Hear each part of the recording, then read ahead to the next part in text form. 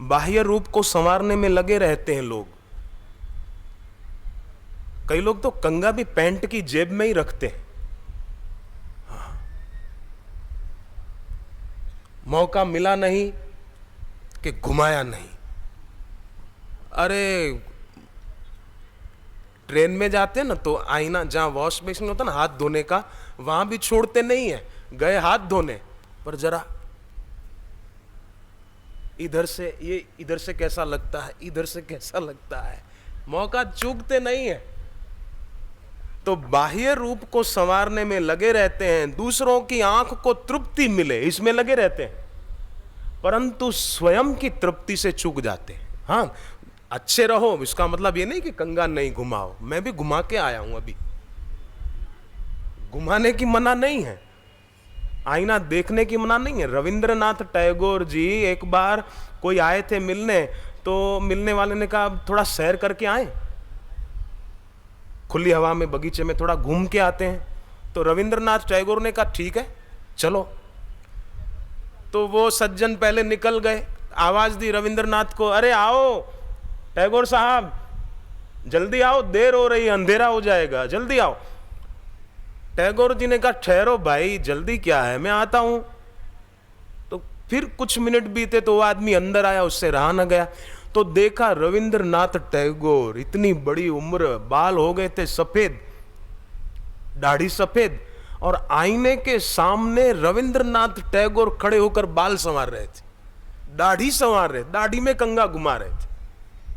उस आदमी से रहा न गया, उसने कहा टैगोर साहब आप हद करते हो, आप बूढ़े हो गए, बूढ़े, उम्र देखो आपकी, एक बाल काला नहीं सिर में, सब सफेद हो गए, और अब भी आईने के साथ सैर करने जा रहे हैं, बाजार में तो नहीं जा रहे हैं, किसी की शादी में नहीं जा रहे हैं, घूमने थोड़ा पैदल घूमने जा रहे हैं, और आप आईने के सामने।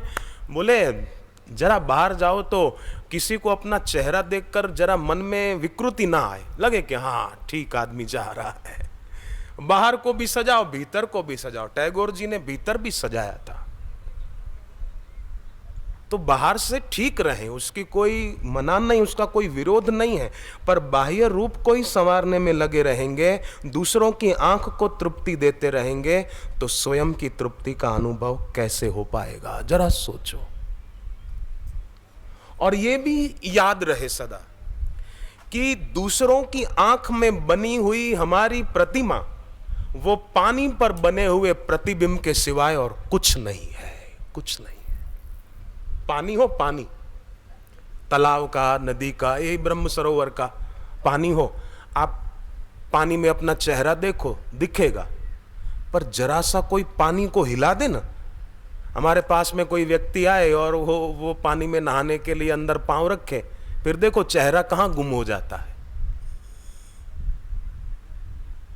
तो दूसरों की आंख में बनी हुई हमारी प्रतिमा वो पानी पर बने हुए प्रतिबिंब के सिवाय और कुछ भी नहीं है। चंद्रमा अगर सोचे, सरोवर में रात को चंद्रमा दिखाई देता ना, नहीं तो देख लेना प्रैक्टिकल, चंद्रमा अगर सोचे कि आ हा सरोवर में मैं कितना बढ़िया दिख रहा हूं, वाह वाह मजा आ गया, मजा आ गया, मैं कितना स्मार्ट लग रहा हूं, मैं कितना सुंदर दिख रहा हूं, पर इतने में सरोवर में कोई कंकड़ डाल दे या तेज हवा चले और सरोवर का पानी थोड़ा हिले डुले, तो चंद्रमा कई टुकड़ों में बंट जाएगा। आपको करना हो तो करके देखना प्रैक्टिकल, कंकड़ डालो, चंद्रमा कई टुकड़ों में बंट जाएगा। अब चंद्रमा अगर पानी में पड़ते हुए और हवा के कारण हिलते हुए अपने प्रतिबिंब को देखकर सोचे कि अरे मैं तो ऐसा हूं, मैं तो ऐसा हूं, तो चंद्रमा रोता ही रहेगा। तो दूसरों की आंख को तृप्ति देने की बजाय स्वयं में तृप्त होना सीखे, आत्मसंतोष। कोई लड़का, युवान, कोई लड़की, बहन, वो सज धज कर निकले, अच्छे कपड़े पहनकर, बढ़िया परफ्यूम आदि लगाकर, तो उसका रूप देखकर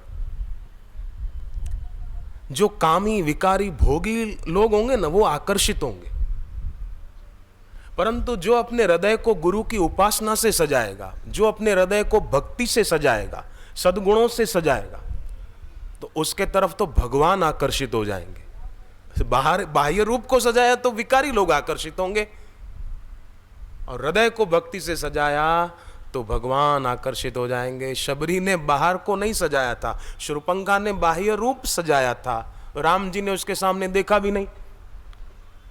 और शबरी ने अंतर को सजाया था तो राम जी उसके पास गए। इस संदर्भ में भागवत में भी एक बढ़िया प्रसंग आता है। भागवत में एक प्रसंग आता है कि भगवान कृष्ण गोकुल से मथुरा आए। मथुरा में भगवान नगर घूमने निकले तो कुब्जा जा रही थी अंगराग लेकर कंस को देने के लिए। तो कृष्ण भगवान ने कुब्जा को आवाज दी, सुंदरी। बोलो क्या है? कृष्ण भगवान ने कहा, ये अंगराग मेरे को देगी? तो वो तो दर्शन करके स्तब्ध रह गई, बोले ले लो। तो जब अंगराग उसने श्री कृष्ण को दिया, कृष्ण भगवान ने सोचा कि इसने मेरे को कुछ दिया है, तो भगवान ने अपना एक पैर उसके पैर के ऊपर रखा और उसकी ठोड़ी पकड़ के एक झटका दिया तो उसका कुब्जापना दूर कर दिया, कुबड़ापना दूर कर दिया, उसको सचमुच सुंदरी बना दिया। तो ये कथा प्रेरक है, संकेत देती है कि राग भगवान को दे दे, कंस को न दे। कुब्जा को जब तक कृष्ण नहीं मिले थे तब तक अंगराग कंस को देती थी। कृष्ण मिल गए तो अंगराग कंस को देना छोड़कर कृष्ण को दे दिया, तो कुब्जापना मिट गया। तो जीवन में जो भी कुब्जापना है वो राग कंस को देने के कारण है, माने संसार को, भोग को, उसी कारण कुब्जापना है। अगर वो भगवान को, गुरु को दे दें तो कुब्जापना रहेगा ही नहीं। क्यों रहेगा? तो लोगों को यही रहता है कि अन्य सभी की आंखों में मेरा प्रतिबिंब अच्छा रहे। पर जो बुद्धिमान होते हैं, मैं आप सबको बुद्धिमान मानता हूं, कोई केवल खुश करने के लिए नहीं बोल रहा हूं। मैंने कई साधक भाइयों को, कई बहनों को देखा है, कई भाइयों की आंखों में देखा है, उनकी आंख में वासना नहीं उपासना है। भले युवावस्था है पर उनकी आंख में उपासना भरी हुई है। उनकी आंख में झांको तो लगेगा कि इनकी आंख में गुरु का वास है, नयन में प्रीतम रम रहा, ऐसा दिखेगा। उनकी आंख में काम नहीं है, राम है। उनकी आंखों से जो तरंगे निकल रही है, उन तरंगों में कोई विकार की विकृति नहीं दिखेगी, अपितु वैदिक संस्कृति झलकेगी। जीवन अल्प है, समय बीता जा रहा है। अगर आज तक जैसा जीवन जिया ऐसा ही हम लोग जीते रहे तो फिर वो दिन ज्यादा दूर नहीं है जिस दिन ये शरीर नहीं रहेगा। तो ऊपरी आलम सब करे, साधु जन घट माही। एक पुलिस में काम करने वाले सिपाही, घटित घटना है, उन्होंने मुझे बताया। वो रहते हैं ग्वालियर में। एक दिन अपनी मोटरसाइकिल पर जा रहे थे, राइफल उनके साथ थी, जो पुलिस वाले नहीं बंदूक रखते लंबी, वो उनके साथ थी। एक सुनसान रास्ता था थोड़ा, तो 3 डकैतों ने उनको घेर लिया। उन्होंने डकैतों के नाम भी बताए, मैं भूल गया। डकैतों का नाम याद भी क्यों रखना। तो घेर लिया। उनके डकैतों के पास भी बंदूक थी। अब ये डर गया कि ये 3 मैं अकेला, मार डालेंगे। गुरु मंत्र का जप किया तो उन तीनों डकैतों को न जाने क्या हुआ। उन्होंने कहा कि तुम्हारी जो बंदूक है हमको दे दो और तुम भाग जाओ, चलो। तो उसने तो दे दी कि जान छूटी तो लाखों पाए, बंदूक दे दी और खुद चले गए घर वो सिपाही। अब थोड़ा होगा तो सही ना, नाम के पुलिस वाला होकर डर गया, बंदूक थी फिर भी बंदूक उनको दे दी। तो अपने घर पर सुबह बैठे बैठे मन ही मन, दीक्षा ली हुई थी बापूजी से, प्रार्थना कर रहे थे, गुरुदेव आप तो जानते हैं उस समय क्या स्थिति थी। वो 3 डकैत थे, तीनों के हाथों में बंदूकें थी। मैं जरा सा विरोध करता तो वो गोलियां मार देते और हालत क्या होती। ये तो अच्छा हुआ उन्होंने छोड़ दिया, बंदूक लेकर जान तो छोड़ दी। पर अब लोग हैं भाई, देखो मैं आपको कहूं, आपको लोग कई मिलेंगे तरह तरह की बातें करने वाले। आप तो भक्ति करते थे, फिर ऐसा क्यों हुआ? अरे द्रौपदी भक्ति कम करती थी, तो क्यों द्रौपदी की साड़ी खींची गई भरी सभा में? क्या मीरा की भक्ति कम थी जो उसकी सास उसको ताना मारती रहती थी? क्या क्या ध्रुव का प्रेम, ध्रुव का मासूमपना कम था जो उसको 5 साल की उम्र में मां ने मार दिया?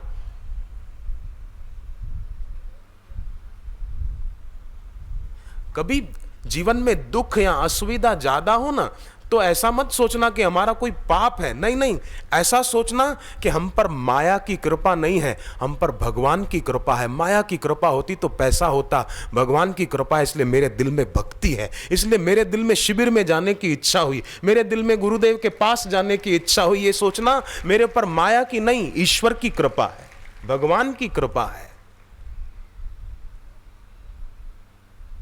सुत दारा और संपत्ति पापी को भी होए। पापी के पास भी पैसा होता है, क्या हो गया? क्या बड़ी बहादुरी कर ली? अमेरिका में बहुत सुविधाएं हैं। मैं पहली बार गया तो वहां एक जगह बाथरूम में देखा ये नल में खोलने का कुछ नहीं है, पानी कैसे आएगा? मैं गया, पास में सोच ही रहा था, इतने में तो पानी आ गया, अपने आप आ गया। अब मैंने सोचा ये बंद कैसे होगा, और चलता ही रहा। मैं थोड़ा हटा तो फिर बंद हो गया। मैंने कहा वाह भाई वाह, सुविधाएं तो खूब है। दरवाजे के पास जाओ तो दरवाजा खुल जाए, खुल जा सिम सिम, बोलना भी नहीं पड़े, ऐसे ही खुल जाए। ताली बजाओ तो लाइट ऑन हो जाए, ऐसे करो तो फिर बंद हो जाए। सुविधाएं बहुत है, संपत्ति बहुत है, पर शांति कहां है? एसी में बैठे होते पर अंदर है हीटर चालू होता है अशांति का, बिना पैसे के। उसे तो हम अच्छे, नीचे जैसी तैसी बिछात है, ऊपर पंखा भी नहीं है, पर फिर भी आनंद में बैठे हैं। खाने को बढ़िया मिला न मिला, भरपेट मिला न मिला, जो मिला वाह वाह। इसको वीर कहते हैं, ये साधकों की वीरता है। बंगले में एसी में बैठा हुआ आदमी उतना वीर नहीं जितना कष्ट सहकर भी सत्संग सुनने के लिए अपनी प्रीति और अपनी तड़प दिखाए, वो सच्चा वीर है। ये सच्ची वीरता है, ये सच्ची बहादुरी है कि अपने जीवन में सत्संग के प्रति रुचि दिखाना। तो वो आदमी, सिपाही प्रार्थना करते थे, तो वहां क्या हुआ कि वो 3 डकैतों में से 2 डकैत पुलिस की मुठभेड़ में मारे गए, और तीसरा जो बचा था उसको एक रात को सपने में बापूजी ने कहा कि तू बंदूक लौटाता है कि नहीं लौटाता, हां के ना में जवाब दे। सपने में ये बात उसने बाद में बताई, जब उसने पुलिस में आकर अपना समर्पण कर दिया डकैत ने। अगर इस बात पे किसी को शंका हो तो वो डकैत आज भी ग्वालियर की जेल में है, जांच करो। अगर शंका हो तो मैं फिर नाम पता भी बता दूंगा, ग्वालियर में किस जगह जेल, नहीं तो विश्वास करो अभी है वो जेल में, ग्वालियर में। तो उसने वो बंदूक जो सिपाही की छीनी थी साधक की, वो भी दे दी। तो उसको बुलाया कि आपकी बंदूक आ गई। तो इसने जाकर डकैत को पूछा कि तेरे को कैसे प्रेरणा हुई समर्पण करने की और मेरी बंदूक लौटाने की? तो उसने कहा कि तुम्हारे घर पे कोई देवता का वास है क्या? तो इसने कहा देवता का वास हमारे घर में? सोच ही रहे थे कि सिपाही के गले में गुरुदेव के चित्र वाला लॉकेट पहना हुआ था।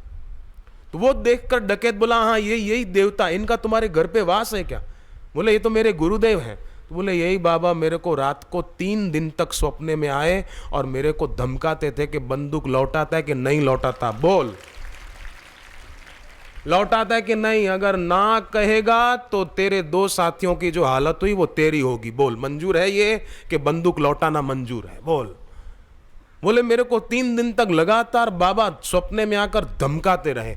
आखिर मैंने सोचा कि मेरे 2 साथियों की जो हालत हुई मारा जाऊं, उससे तो अच्छा बंदूक लौटा दूं, जिंदा तो रहूंगा जेल में, इसलिए मैं आ गया। समरथ सब विधि साइयां ताकि मैं बलि जाऊं, हृदय में बस वो बसे औरा चित्त न लाऊं।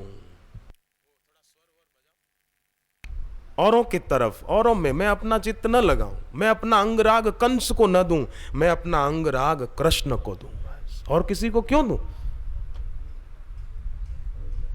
क्या मिलेगा? जिन्होंने संसार के भोगों में आसक्ति की उनको क्या लाभ हुआ? और हमने भोगों की आसक्ति छोड़कर भक्ति की राह पर कदम रखा है, हमको क्या घाटा हुआ? फायदा ही फायदा है। इसी जन्म में आत्म साक्षात्कार नहीं हुआ ना तो भी फायदा है। गीता का वचन है, नहीं कल्याण कृत कश्चित दुर्गति तात गच्छति। है तात, उनकी कभी दुर्गति नहीं होती जिनको भक्ति करते करते भगवान की प्राप्ति नहीं भी हुई, मर गए, प्रारब्धवश सांस पूरे हुए, दिल की धड़कन रुक गई, शरीर छूट गया, परलोक सिधार गए, तो परलोक में भी उनकी अवगति नहीं होती। उनको अपने पूर्व जन्म के भक्ति के संस्कार रहते हैं, तो उनको परलोक में भी भोगों में रुचि नहीं होती। तो ऐसे जीव को फिर मैं दोबारा किसी अच्छे कुल में जन्म दिला देता हूं।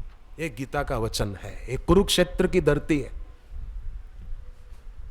भगवान भी प्रसन्न होते होंगे कि आज कुरुक्षेत्र की धरती पर फिर से गीता के वचन दोहराए जा रहे हैं। वो भी बापूजी के मुख से हमने सुने, अभी भी हम लोग उसी की चर्चा कर रहे हैं। नहीं कल्याण कृत कश्चित दुर्गति तात गच्छति, गीता का 6ठा अध्याय।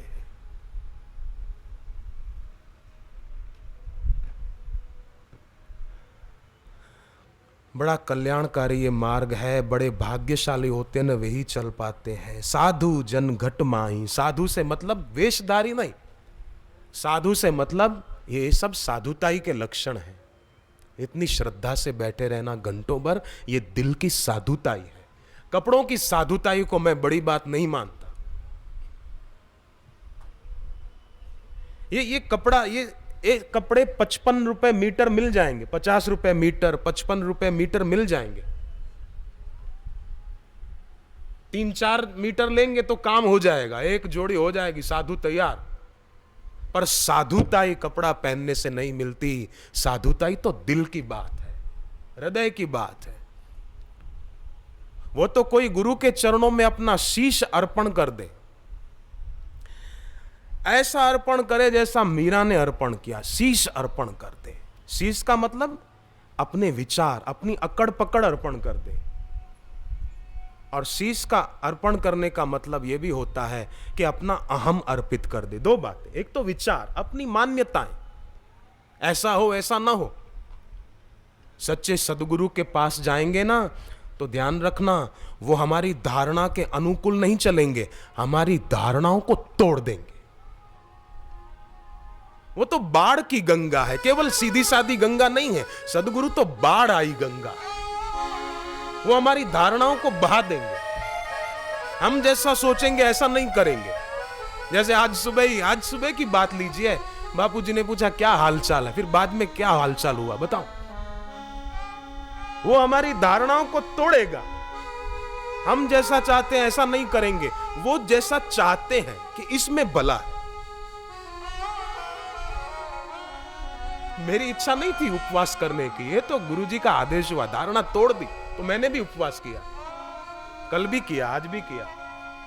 धारणा तोड़ते हैं गुरु, क्योंकि गुरु चाहते हैं मेरे पास आने वाले का इसी जन्म में कल्याण हो जाए, इसका दोबारा जन्म न हो।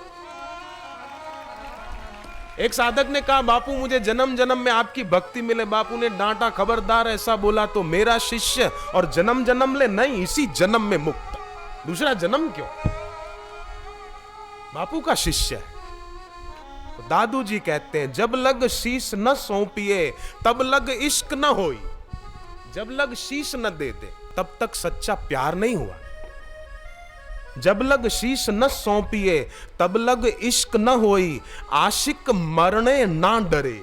सच्चा आशिक, सच्चा भक्त, सच्चा प्रेमी वो मरने से डरता नहीं। मरना मतलब अपने अहंकार को मार देना, वो उससे डरता नहीं है।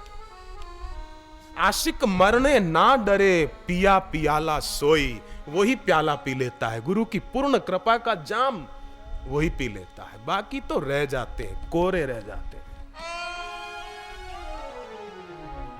आशिक मरने ना डरे, सच्चा आशिक मरने से डरेगा नहीं। उसके मान पर चोट होगी तो भी वो डरेगा नहीं और गुरु को छोड़कर भागेगा नहीं। एक गुरु का शिष्य बहुत विद्वान था, प्रवचन करता था, लोग बड़ा उसको मान देते थे। आया अपने अब घूम फिर कर बाहर से कार्यक्रम करके गुरु के आश्रम में, तो उसके गुरु भाई कहने लगे, वाह वाह, आपके दर्शन पाकर तो हम धन्य हो गए, अच्छा हुआ आप आ गए, हमको तो आप पे बड़ा गर्व है कि ऐसा हमारा गुरु भाई है, वाह वाह, अच्छा हुआ आप आ गए, कैसे हो, कहाँ से आ रहे हो, खाना खाया कि नहीं, आज उपवास है तो दूध लाऊं, फल लाऊं, सब कोई कुछ बोले, कोई कुछ बोले। गुरु की नजर पड़ी और गुरु ने ये सब बातें सुनी। गुरु ने कहा कि ये जो आया है ना, इस नालायक को यहां से भगा दो, उठाओ डंडा, जाता है कि नहीं जाता, चल भाग यहां से। डांट के भगा दिया। अब दूसरे चेले क्या बोले, गुरु नाराज है, वो तो चुपचाप चला गया, बाहर जाके बैठ गया गेट के पास, और उसकी आंख में दुख के नहीं, प्रेम के आंसू आ गए।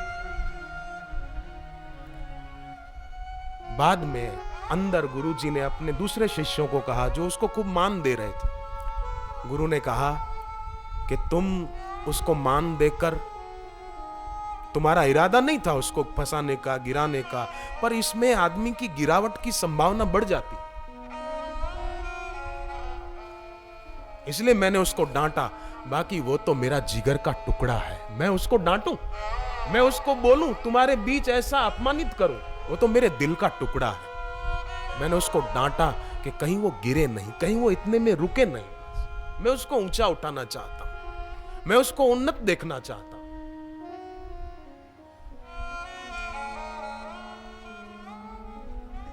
मैं उसकी नींद पूरी तरह तोड़ना चाहता हूं।